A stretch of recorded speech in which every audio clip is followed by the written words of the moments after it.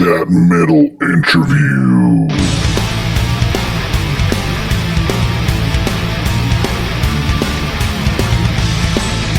You are tuned into the fastest rising podcast in the world, maybe, That Metal Interview podcast with your friend James.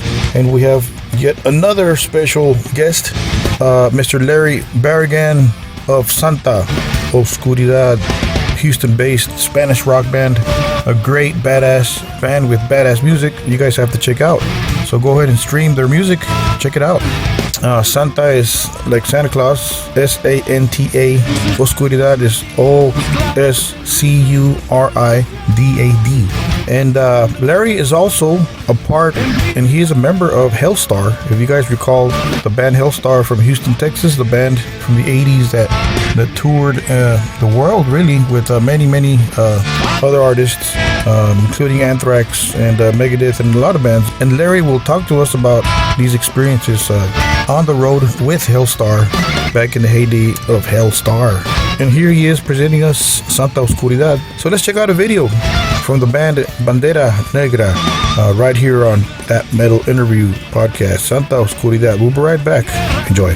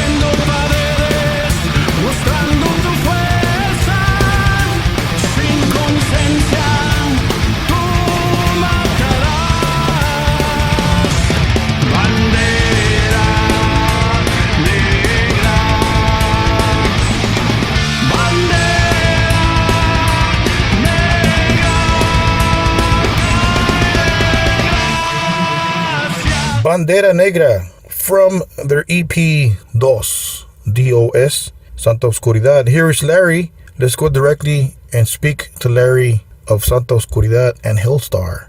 And let's chat with the legendary guitar player. Enjoy. So how was the casino gig? I'm in Eagle Pass, Texas. How did that go? It was strange. Yeah, it was. It was because have you been there? Yeah, I play in local bands here. I played there. Yeah, it's a very weird place. Yeah, so it's like how it's got like the stage, and then there's like that kind of dancing floor area, and then and then around that is the seating area, and that's where everybody just sat, and Yeah. it was just kind of weird to have people so far back. And I mean, they liked it, they were getting into it, but Yeah. Oh yeah. but they didn't come up to the stage, which was pretty odd. James went up to the people. Yeah, James went out there. Yeah, James went out there. But then you would see like some older people like walking towards the door because it's wide open, And you would see they would peek in like, wow, what's going on, and then and they would go back and start gambling again. But yeah, it was okay, first time gig. It might have been a gig that maybe one of James's other bands might have been better suited. Like we also do something called Sabbath Judas Sabbath. Yeah. Kind of metal extravaganza. That might have been a little bit better for that crowd. Yeah, I heard that. Yeah, badass. Very cool. Yeah, I saw a couple of videos and I saw James going up to the people singing and all that.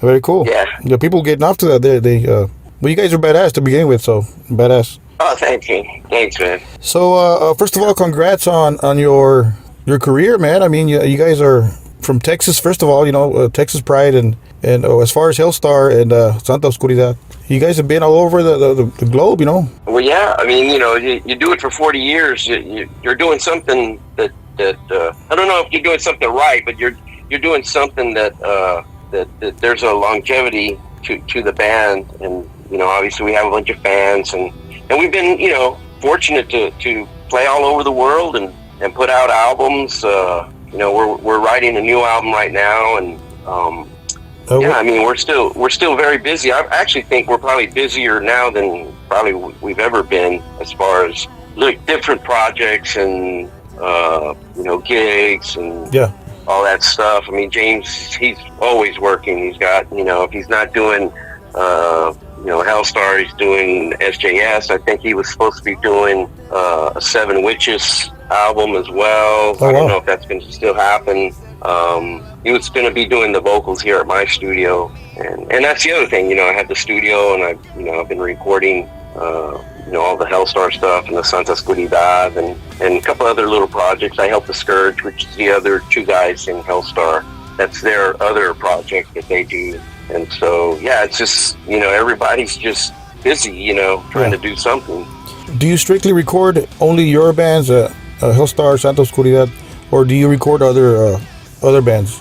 I recorded some other stuff, but I guess people don't know that because it's not like it's publicized that I have bands come in or whatever, but if I have some friends that need to, that want to record or something, they'll come by and I'll record them. Yeah, cool. Yeah, so I'd like to get into the producing part in the end, when I just can't walk or whatever, or play. I mean, that's going to come soon, sooner or later, but that's something that I'd like to continue to do. That way I'm still connected to music and whatnot. Awesome. Speaking of producers, I interviewed Carl Kennedy. Oh, yeah. Yeah.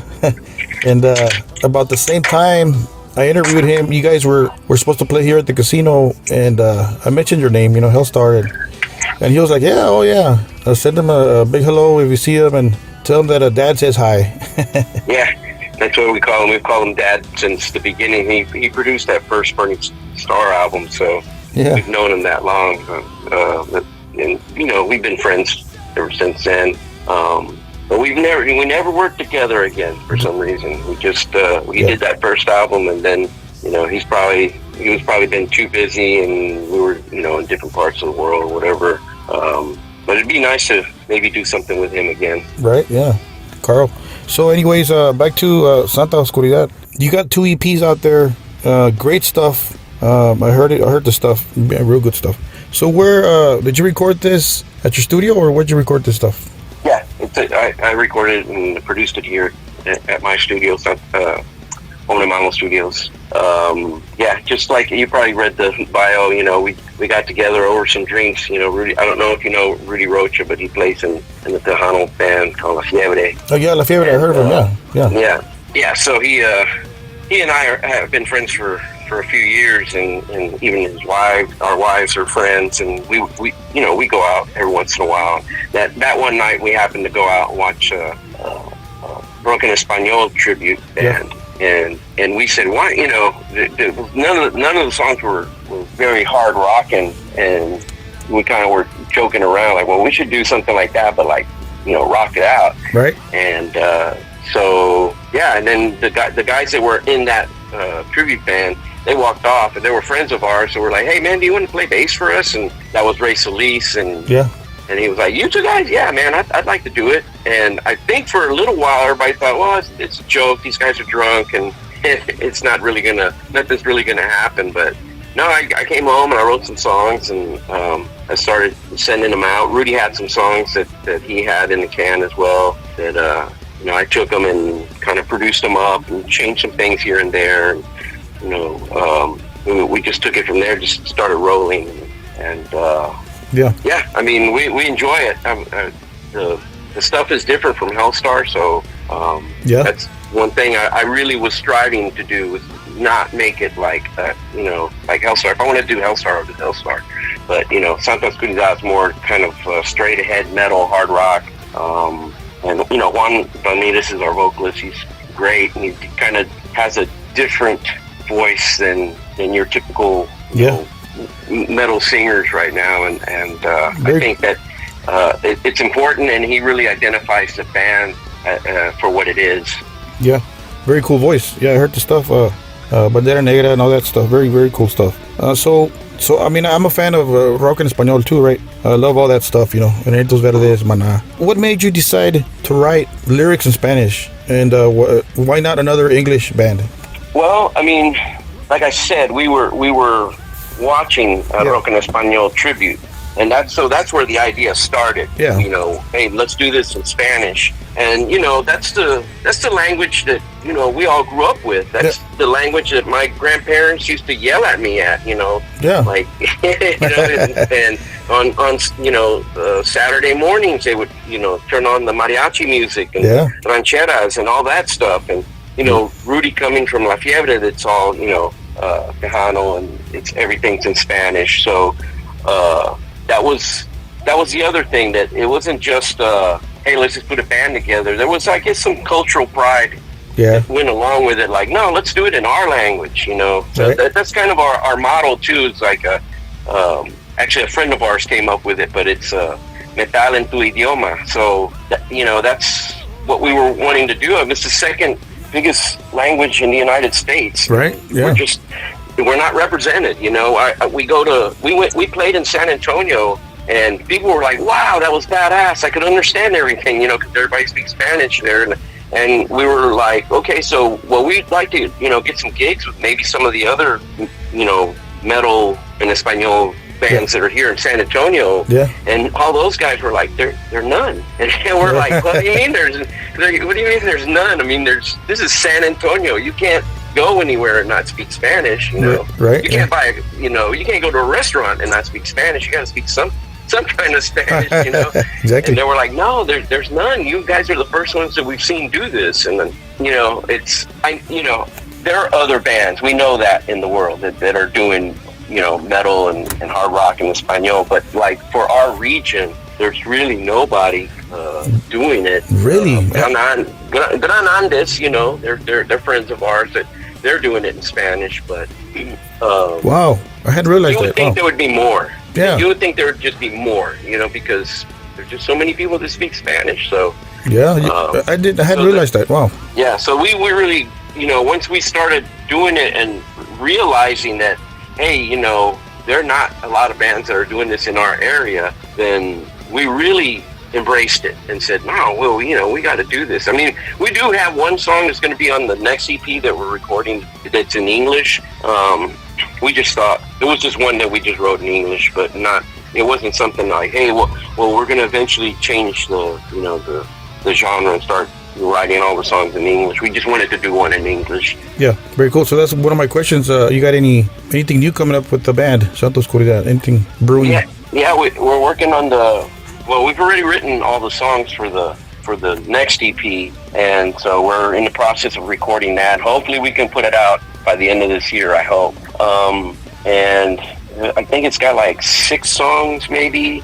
And then we went back and re-recorded and remixed the first not re-recorded everything, but there was like guitar tracks that we wanted to re-record. There was a few bass tracks that we wanted to re-record. So we went back and cleaned up stuff, and then our goal is to take the first EP, the second EP, and the third EP, and combine them in the end. Okay, cool. And so we really wanted that to be cohesive. You know, we didn't want like 3 different mixes. Yeah. Yeah, I hear you.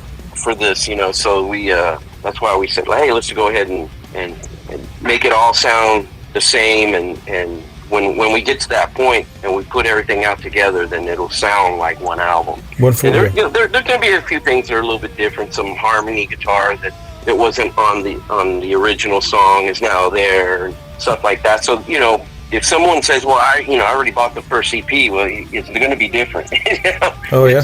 There's going to be that's the whole thing. It's like, yeah, we know if you have the first EP, there'd be no reason for you to buy a full album. But, you know, since we went back and cleaned up some stuff and changed some stuff around, then, yeah, now you could, now there's a reason to buy the whole thing all at once. A revised version. Yeah. Right. Very cool. Right. So why the name Santa Oscuridad? Where'd that come from, and who came up with the name? Rudy Rocha came up with the name. We had been looking at, man, you just don't realize how hard it was to come up with a name. Like, we would come up with a name and be like, no, we'd look it up. There's a band called that. And then it's all taken. Come up with another name, and oh no, there's already a band that has that name, and so that went on for, man, maybe 3 weeks. Like every day, just like, hey, you know, what about this name? And, you know, what about this other name?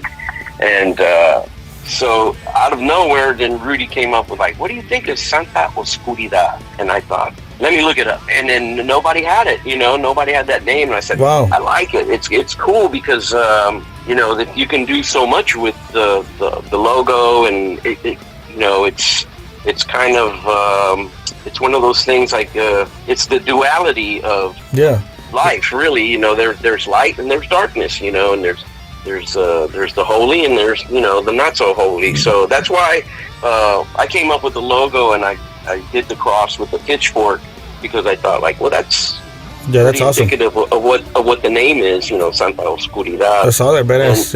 And what I find interesting is, like, even the artwork that we have, people will always fixate on the negative part of the logo. Like, they'll go like, that pitchfork, man, that means like the devil, doesn't it? I'm like, wow, well, you totally like didn't even look at the cross part. You just looked at the pitchfork. Yeah. And that happens over and over and over again. And they're like, well, I mean, just you know, yeah, I saw the cross, but, you know, I was just saying like the pitchfork is the devil. It's like, yeah, but you didn't say, hey, the cross is, you know, God. You focused on the negative part. And then when they look at the album cover that we have, she's kind of turned into our mascot, and we call her Zombie Nun. Yeah. So people always go like, oh, she's turning into a zombie. And I always go like, well, how come you don't think that she's turning into flesh, you know, the other way? You know, it's always the negative part, you know, and they're like, oh yeah, I really didn't think about that. So I think that's funny. Yeah, it is. Yeah, they focus on the. Yeah, they'll always focus on the darkness part of it, you know. And even the 2 EPs, we have the black one, which is the first one, and we have Dos, which is the white one. And everybody goes, oh, well, there must be like more. The white one must be more angelic, I guess. And I'm like, well, if you really look at it, it's the opposite, because more evil. Yeah, because the Zombie Nun actually has a black halo on the white album, and the cross is black, and the roses are black. You know, so that's really, you know, they just see like the white part and don't really focus on the art as much. So yeah, I mean, I just think it's funny. the name, the name. There's a lot you can do with it, and there's a lot that we've done with it already. So yeah, we're happy with it, and you know, we're a merch machine, man. We got all kinds of shirts and buttons, and we even sell the little crosses like for pendants and stuff. So yeah, it's been good. So where can fans wanting to buy merchandise, where can they find you? You guys are on Instagram for sure, Facebook? Yeah, you can find us on Facebook and Instagram. Those are probably the 2 main ways to get a hold of us. Just message us. We're always kind of checking the messenger, or you know, everybody has their individual pages too that you can reach out to. I think I might be at the limit, but you can still message me. Okay, cool. So take us back to the beginning of your music career, if you will. Would you say Black Rose was your start in music? Yeah, for sure. Black Rose was the first band I had joined. And, funny thing, I have to go, let me go take you back a little bit further. Awesome. When I started playing guitar, actually I didn't want to play guitar, I wanted to play drums. Oh, wow. And my brother, my older brother, who's actually been he's been my biggest influence as far as music goes. I mean, he introduced me to all the bands: Black Sabbath, Led Zeppelin, Deep Purple, Rush, awesome, UFO, and I just kind of just took it from there. And then we started listening to all the other stuff. But let me get back to the guitar playing. He said, "No, man, you don't want to play drums. You want to play guitar." Okay. And I said, "No, man, I don't want to play guitar. I want to play drums, man. Drums are cool, man." I want the drums, yeah. "No, man." He goes, "No, dude, you don't want to play drums."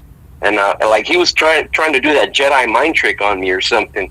And he goes, "No, you guitar, dude." And I was like, "Why?" And he said, "Because the drummer is always in the back, but the guitar player is always in the front, man. You want to be in the front." And I was like, "Well, but drums are good." And he was like, "No, dude, you want to be in the front." And so that was it. I was like, "Okay, well, I guess I'll play guitar then." Yeah, it makes sense. And so I finally got my guitar. I started playing, and again, my brother was like, "Yeah, well, after you've been playing about 5 years or so, you'll probably be ready to join a band. You'll be good enough to play in a band." And I was like, "Oh, okay, yeah, that sounds cool, And so I just kept practicing and playing, and I had some friends that would call up and they'd say, "Hey, man, do you want to come jam out, and maybe we're putting a band together?" And I would say, "Man, I've only been playing like 3 years, so yeah, I'm not really ready to play in a band." And that went on for a little while, and so I think I was on I got a call and somebody was talking to me about joining a band, and I told them, "Nah, man, I'm sorry, I've only been playing for 3 years." Yeah. And my brother was sitting there and he goes, "What happened?" I said, "Oh, no, man, these guys, they want me to play in their band." And I told him I've been only playing 3 years, and he was like, You're such a dumbass, man. You're good enough. Go ahead and play, man." I was like, "But you said 5 years, And so I was taking him at his word, Yeah. Like my older brother, his word was gospel to me, and he was like, "No, man, don't be a dumbass. Go out there and start playing with people." And that's when I started playing with Black Rose. That was like the first band. Oh, wow. There you go. I think we were doing, we did just hard rock, not really metal at that time because of the time, but we did like Nazareth, Hair of the Dog, and we did a lot of Rush. We did, what else did we do? Very cool. Cool rock and roll. Yeah. Yeah. It was kind of straightforward. Kind of stuff, but then I bought the first Iron Maiden album, and I brought it to them. I was excited, like, "Check this out!" We got to do this stuff, man. And it was like one of those moments, that changed everything. Yeah, and for sure, yeah. Yeah, so we started, just playing that, and so you're a big fan of Iron Maiden? I was, I was then. Yeah. The first album and Killers, just like with any band, they change, and fans are fickle, and they can't. It's pretty rare to have a fan that just follows you all the way through. Yeah, they just don't falter. That's rare. For me, I love the first. I love the first 3 albums. And those are my favorite. Once Clive Burr left the band, and I thought that something happened. The drums were an integral part of their sound, and then now it kind of was different. So, the change from not saying that Nico's not a great drummer. Nico's a badass drummer. Yeah, he's badass. Yeah, I just like I just thought that Clive had like cool parts, and he had like a lot of energy, and he kind of gave them an edge that they just didn't have after that. After he left, it just was a little more. It was a little bit too polished for me. So the last album they recorded was Number of the Beast, I believe, right? For the last Clive album. Yeah. That was the last one. And then Power Slave, A Peace of Mind. Yeah. Peace of Mind. Peace of Mind, Peace of Mind wasn't bad, but I mean, it was.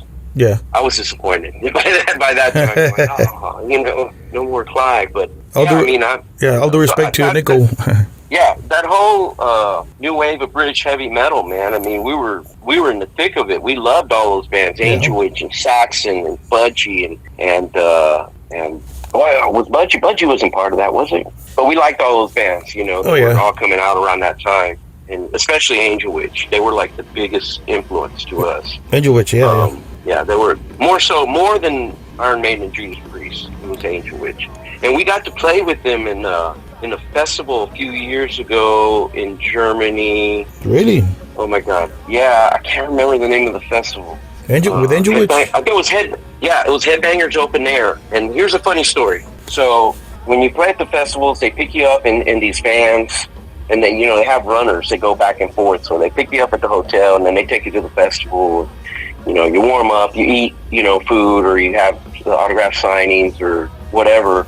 Yeah. And we were kind of running late, and we picked up this guy and this girl, and then they got on, and then they were like, "Hey man, can you take us to the store?" And I was like getting pissed off, like, what the fuck, man? I mean, this guy he knows we got to get to the festival. Why is he stopping? And then they walk into the store, they buy some cigarettes, and then he's smoking outside of the store. I'm like, oh my God, we're going to be late, And so he gets into the van, and I still haven't really looked at his face or anything. I'm just pissed, and we get to the festival, and we get off, and I go and start warming up, whatever, and then we play our set, and then I was like, there's no way I'm missing Angel Witch. So I went out into the audience, and I stood there, and when the lights went out and they started playing, I was like, oh, that's that guy that was in the band. It was Kevin Haber. Oh. And so I was like, oh my God. So after his set, I ran back over there and like talking to him, like, dude, we worshipped your band when we were cutting our teeth on your song. We used to play Angel of Death and Angel Witch, and wow. We did White Witch. We still did a cover of White Witch on one of the HELSTAR as a bonus track. So I was telling them all that. I turned into a fanboy then. I was like, Wow, what a story! Very cool. So that's the guy you guys took to the store. Yeah, it was. I was all pissed off at him.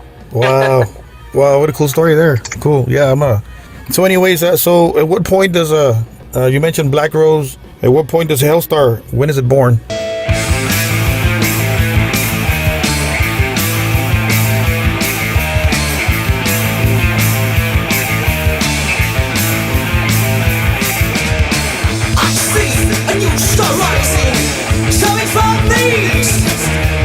What year?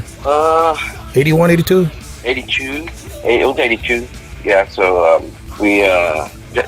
James hadn't joined the band at that point yet, but the name HELSTAR was born in 82.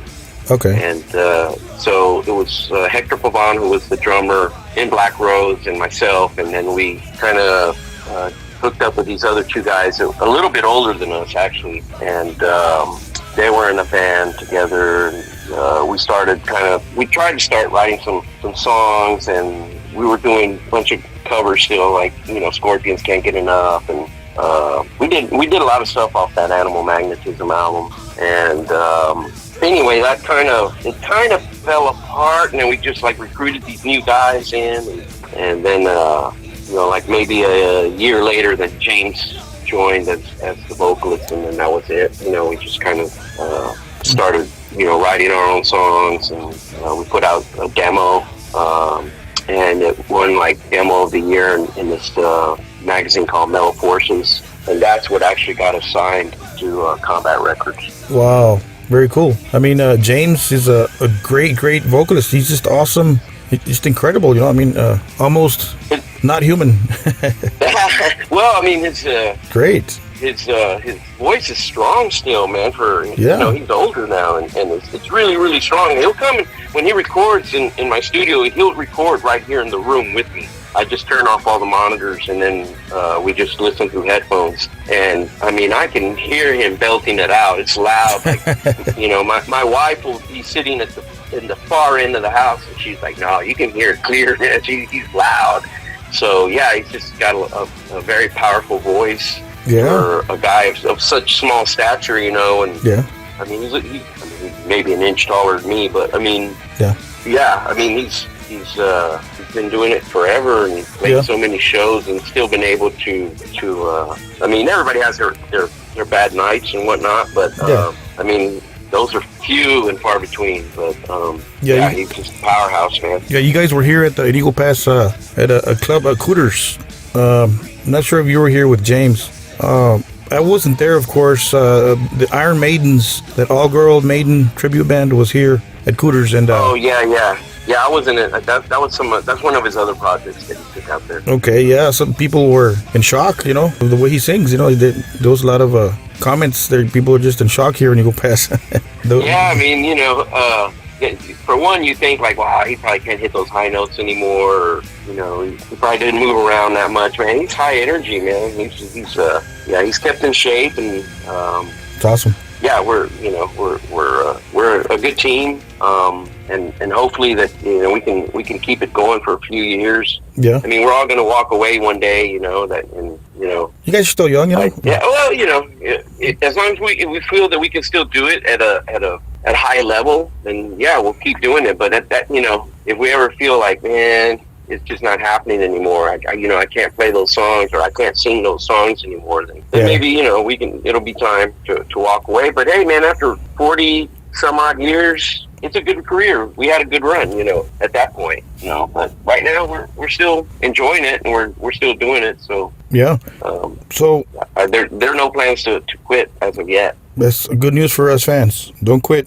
So how does it feel? I mean, to share the stage with names like Megadeth, King Diamond, Anthrax, you know, just to name a few right there. How does that feel, man? I mean, not just anybody can say that. I can't say that. A lot of people can't say that. I got to meet Anthrax or whatever, you know. Yeah, we became friends with a lot of those guys, you know. It just, I mean, you're just in that business, and you're playing whatever gigs that they give you, and you're jumping on whatever tour they give you, and we're just fortunate enough to play with those guys, you know, as they were coming up as well. You know, that Megadeth tour that we did, or dates, I should say, it wasn't a full tour, but we did some dates with them, and that was on Peace Sells. They had just released it. Oh, wow. So yeah, so we were on the same label at that time. Combat, yeah. They were still signed. They were on Combat as well, and wow. That's why when Remnants of War came out, that's Randy Burns had produced Peace Sells, and he did Remnants of War as well.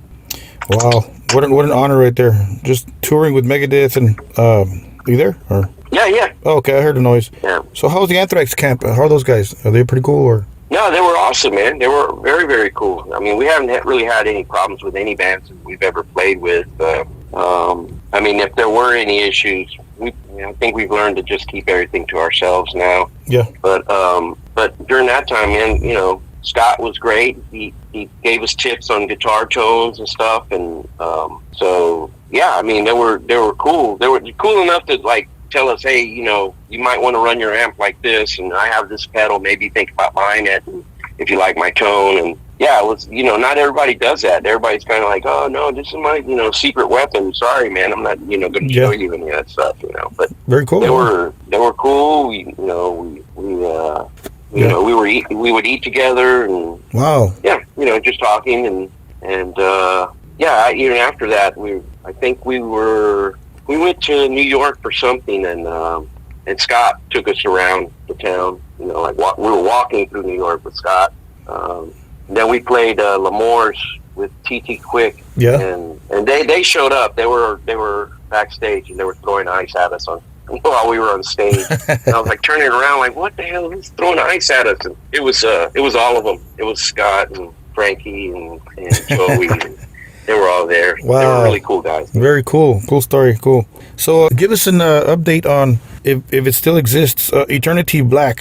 No, that we just canned it, you know. Yeah. We started getting busy with HELSTAR, and yeah, we just said, no, I guess let's just do this. I guess we just weren't too hip at that point about like, hey, we can do both bands.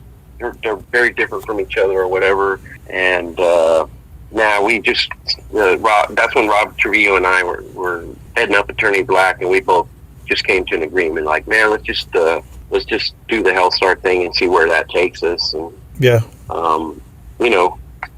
once we did that 25th anniversary of Remnants of War, we never really looked back after that. We just kept started getting offers to go to do festivals, and we're like, well, okay, I guess let's do this. And then James said, hey, they want to know, we want to record something. And I was like, well, I guess so. Let's do that. So let's start writing some songs, and that's what happened. We just started writing songs, and then we did like a little best of thing that I wasn't really too happy with. Yeah. But we really the album that I could say, like, okay, that was us coming back was King of Hell. Yeah. And then after that we just kept on. We kept on writing, and that's where we're at here. It's a train that just keeps on rolling, So we've been just lucky enough to be able to do all those things. Is there anything brewing for? The new stuff from HELSTAR? Is that what you're saying? Yeah. Oh yeah. We're in the process of writing some stuff. I have a few songs in the can, but we actually this next month is going to be like hellacious. There's like, I'm playing gigs with I think 4 different bands, and 3 of those gigs are like back to back to back. So there's a lot of practicing.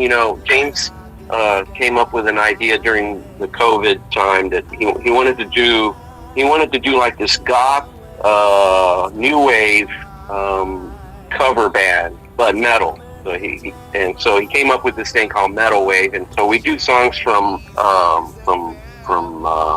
Depeche Mode and Psychedelic Furs, Peter Gabriel. Okay, cool.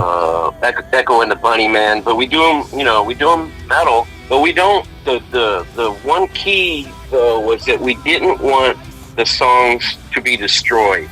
Yeah. We wanted, if we were going to play Black Celebration by Depeche Mode, we still wanted it to sound like Black Celebration, but still metal.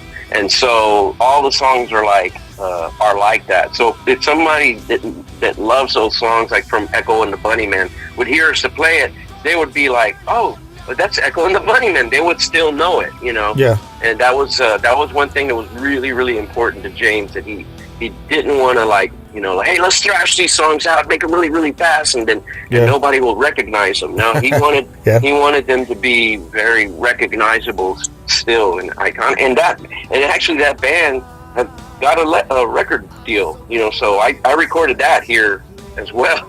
In my studio. Metal Wave. So, Metal Wave, okay. Metal Wave. I don't know when the album's coming out, but it's coming out. I don't know. I don't know when it's coming out, but it's coming out.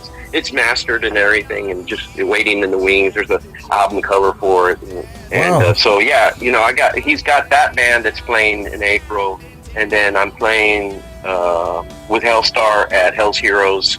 We're doing the first album in its entirety. Wow. And then we're doing and then the next night I'm playing with the South Texas Legion. That's a bunch of the old school guys from the 80s era, like Mike Solis from Militia, Art Villarreal from San Antonio Slayer and Carrion, and some guys from Juggernaut. Very cool. And wow.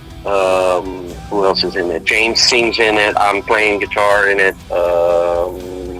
Wow. Who else? Oh, usually Jason McMaster's in it too, from Dangerous Toys, yeah. From Dangerous Toys. But we would do a Watchtower show song, but he's got another gig that night, so he won't be at that Houston show. And then the next night, I'm playing with Santa Oscuridad at Faust Tavern in San Antonio. Wow. So it's like back to back to back, man. So it's a Thursday, Friday, Saturday, and then Sunday I'll come home and probably sleep all day. You're just busy, huh? Yeah. It's going to be really, really busy. It's a lot of practicing and going over different songs and different sets, and but I enjoy it, man. It turns me on. It's like what I've always done all my life is play guitar, and so when I get to do it and do it a lot, man, I'm in heaven. Yeah, this is our journey. Yeah, you're a musician, and this is what you do in life, and that's it. Yeah, man. I mean, it's not all roses, and you know that, man. I mean, I've missed weddings and I missed my grandparents' anniversary celebration, and I missed my son's graduation. I was out on the road. I was actually on the stage in Sweden. We were playing Sweden Rock, and I ran off the stage and I called home, and I heard his name over the phone. So yeah, I mean, you miss a lot of shit, man. Yeah. To do this, Some people don't know that. Yeah, it's not all. I mean, a lot of people have been like, "Well, I can't believe that you did that," Yeah. And It's tough. I didn't want to actually. My son was like, "No, man, you were so hard to get on these tours. Just go ahead and go, man. Don't make me feel bad because you stayed or whatever." And so I went, and then in the end, it haunts me. I always think about that particular thing. Yeah. And that I should have just said, nah, find someone to fill in for me or something like that. Yeah, that's some incredible stories there. Yeah. But it happens, and I'm not the only one that it happens to. So you talk to anybody who's been, who's got albums and been touring and all that, they'll tell you, man, I've missed my kids' birthdays. I've missed all kinds of stuff. It's hard. Yeah. Some people don't know this. What musicians go through. You see the videos on YouTube and the live performances and all that, and you see the album covers and yeah. Yeah, man, that's your hour of being cool, and the rest of the day it sucks, But the travels, it gets hard, and just being away from home, being away from family, being away from kids and friends and everything, it's yeah. One of my questions there. It's a hard part. One of my questions there is, you might have answered it already. Is there anything you would change if you had a chance? Any regrets with this career? Anything if you had a chance to go back, time travel or something? I don't know. I mean, there are some things I would. I mean, we're not, Metallica, so obviously we made some bad decisions here and there, so there would be some business things that I would do different. But I mean, overall, like as far as music goes, I'm content. I think the body of work is good. We've been a band that has a lot of integrity, and we've always felt that that's paramount. For us is that when you come to see us play, that we give you our all, and no matter if it's 10 people or 100 people or 1,000 people or 10,000 people, we're gonna try to play the same show. But as far as like going back and changing stuff, I mean, those are the cards we were dealt with. And so we just got to play them, and that's it, man. I can't. It'd be, you go back in time travel, and then the rest of your life is completely different. Yeah. and you're at a place where maybe maybe you're not even happy being, things were a little bit different. But exactly. No, I'm good, man. I don't complain or. That's good. Yeah. Yeah.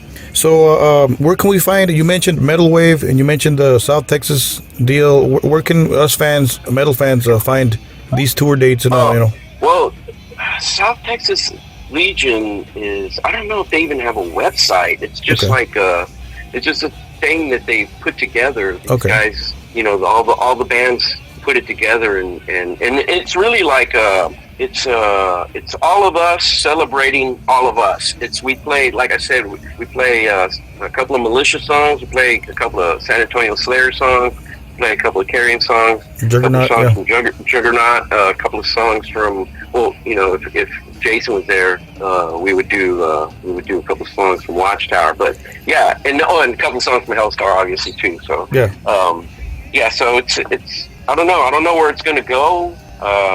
I think this is they did like one show in Europe at the Keep It True Festival, and I know they did one in San Antonio, and then I think this one is happening, here in Houston, and I guess there's talks about maybe doing a couple more, but awesome. It's kind of it's kind of regional for now. I mean, I don't know what the demand would be if we took it to, somewhere else, New York or West Coast or something, but. Wow, very cool. Very cool. Yeah, I don't know about that band as far as Metal Wave. You can find on Facebook. Okay. Let me see what I think the URL is Facebook /Metal Wave. Yeah. Cool. We'll check it out. Yeah, that's interesting stuff. Yeah, very cool. Yeah, and that's kind of where I'm at. You know, I'm busy. Very busy. Yeah, all the time, man. I'm busy all the time. And, that's good. And right now we're, like I said, you know, Santa Oscuridad is recording. We've got some shows coming up here and there, and then I think we're doing like Harlingen and Corpus in September. We were trying to get to Eagle Pass in July with Metal Wave, I think. The Cooters or the casino? I think, I'm not sure. Okay. James is going to try to set that up. Okay. But, I mean, I don't know how well Santa Oscuridad will go over at the casino. Maybe, I would think it would be better to do like some rock bar. Yeah, Cooters, yeah. That bar that, yeah. Very cool. Yeah, so we're looking at that, you know, so, yeah, just trying to play, just very keep cool. it going and make the band grow and awesome, very cool. Would you like to send a message to your fans listening to this podcast? Message, yeah, man. I mean, my message to the fans is always the same thing, man. Thank you. I mean, thank you for allowing us to do what we do and to show up at the shows and you know, buy merch and albums and, you know, all that stuff, man. You know, a lot of bands, they don't get to do it, you know. They would, you know, love to do a quarter of what we've done, you know. Yeah. And we don't take it for granted, and we don't take the fans for granted either. So thank you so much, guys. Awesome, Larry. Very cool talking to you, and thank you for making time, and we're looking forward to seeing your projects, your bands, you know, on the road, you know. Very cool. Thank you. Right on, man. Thank you. Talk about a legend in the 80s, in the 90s, and now still active. We thank Larry for being a part of the show. Thank you, Larry. And all the guys from Santa Oscuridad, good luck with future endeavors and tours and all that. And I believe this weekend they're going to be, or very soon, they're going to be appearing at a club in San Antonio, Texas. I don't have the name of the club with me, but you guys can search Santa Oscuridad's socials and check out their tour dates and club dates and all that, festivals. And he did mention Mexico, so anyways, go ahead and support Larry's projects, HELSTAR and Santa Oscuridad, along with all of his other works, of course. And as far as our podcast, That Metal Interview, don't forget to subscribe, share, stream, and download, however your preferred way of listening to a podcast nowadays is. So don't forget to subscribe and ring the bell for notifications. And don't forget to keep it metal.